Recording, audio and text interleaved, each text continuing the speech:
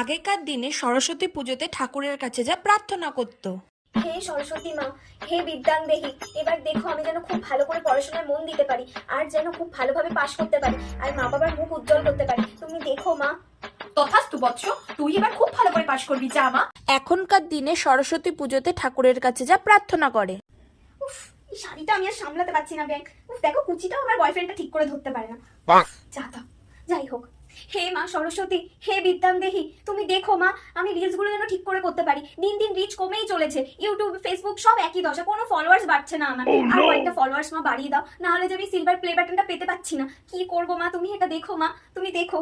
হায় কপাল, কি দিনকাল পড়লো। আগেকার দিনে ছেলেমেয়েরা আসতো আমার কাছে প্রার্থনা করতে যেন ভালোভাবে পড়াশোনা হয়, আর এখন ছেলে মেয়েগুলো বলছে কিনা রিলসে যেন ভাইরাল হয়। হ্যাঁ, কি দিনকাল পড়লো। পরের বছর থেকে আমার আর এই মর্তে পা রাখাই যাবে না, দুষ্কর হয়ে গেছে। এরা কি রিলস, টিকটক, আমাকে নিয়েও টিকটক। হ্যাঁ, আমি আর আসবোই না।